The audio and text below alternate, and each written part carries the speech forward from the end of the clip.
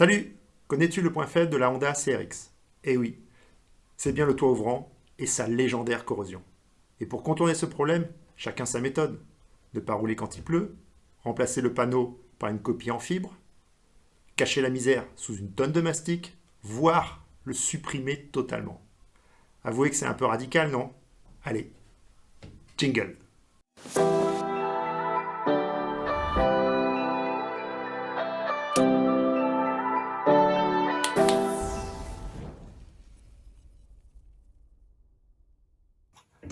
Avant d'aborder le cas évident du panneau de toit, je vais te parler du défaut le plus sournois et je pense le plus dévastateur, la corrosion du cadre.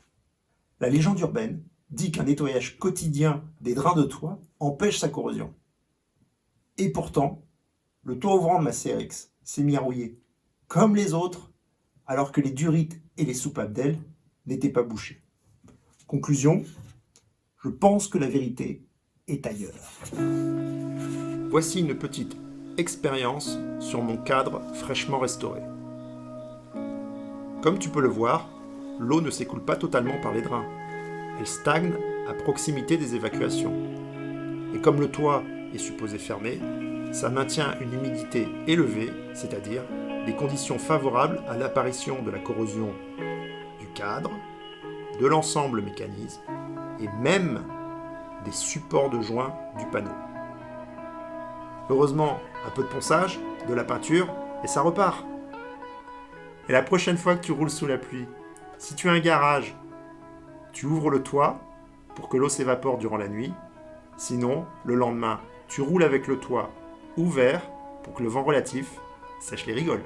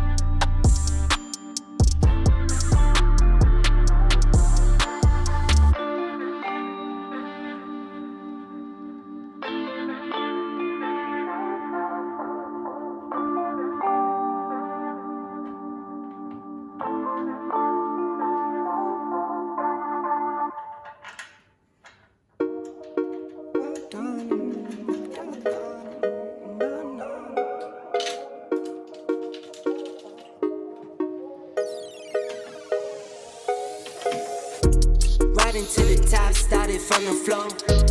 How we got up here, you don't need to know. Sniffing on the M, I need one of those. Sniffing on the M like I got a cold. Need to know, nah, you don't need to know. Need to know, nah, you don't need to know. How we got up here, you don't need to know. Hit me, but I keep you on a need to know. Came up from the bottom, started from the floor. Working 10 to 10 and a 10 to 4. Bags under my eyes on my mommy floor. Always knew the plan, I know dummy knows. Always been myself, never had to fake. Had to cut off friends, had to lose a weight. Took a couple L's, charged it to the game. Since I switched my lane, never been the same. Riding to the top, started from the floor. How we got up here, you don't need to know. Sniffing on the M, I need one of those. Sniffing on the M like I got a cold. Need to know, nah, you don't need to know. Need to know, nah, you don't need to know. How we got up here, you don't need to know. Hit me, but I keep you on a need to know. 95, down on 95. Upside down to Charlotte just to see the guys. But I flex and I never lie. Peep the comments, but I let them slide.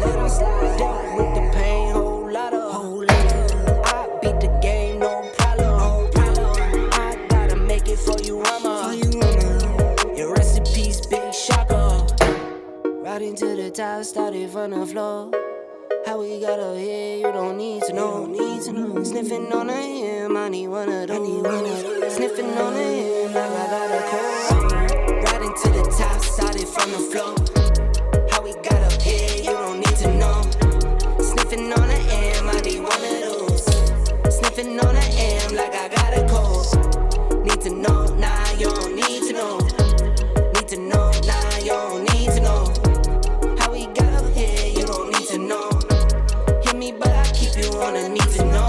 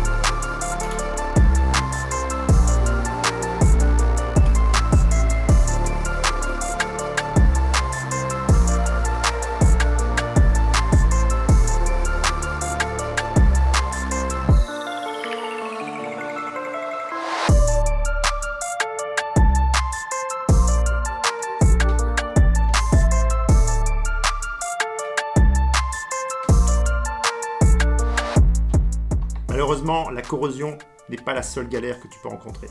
Il y a aussi les cas de panne et de blocage. On commence par les butées, très fragiles. Avant toute chose, sache qu'il n'y a pas de capteur de fin de course dans le mécanisme. Uniquement un débrayage du moteur. Ça signifie que si tu t'endors sur la commande ouverture-fermeture et que ton moteur est mal réglé, tu vas forcer sur tes butées. Une autre pièce fragile est le curseur de relevage. Quand ça coulisse mal, c'est souvent lui qui casse. Tu trouveras dans la description des liens vers des pièces de substitution en impression 3D et même un tutoriel de CRX7 pour remplacer tes curseurs. Et pour être peinard, vérifie bien le réglage de ton toit comme décrit dans le manuel et utilise plutôt un lubrifiant pour arme à feu plutôt qu'un tartinage de graisse. Concernant le dépannage, il y a un bouton de commande, un relais de puissance et le moteur. Mais les ingénieurs Honda ont inséré ici un petit capteur qui interrompt la séquence quand tu appuies sur ouverture partielle. Donc si ton toit continue de s'ouvrir ou qu'il ne s'ouvre jamais, c'est sans doute lui le coupable. J'aborderai le cas du panneau et de son joint dans une prochaine vidéo. Le mien a déjà pris son bain d'acide phosphorique. Comme tu peux le voir, c'est un vrai gruyère. Mais n'étant pas expert, je manque d'idées sur sa resto. Donc si tu es carrossier, n'hésite pas à me laisser ton avis en commentaire sur la bonne solution pour le sauver. Allez, ken à vous.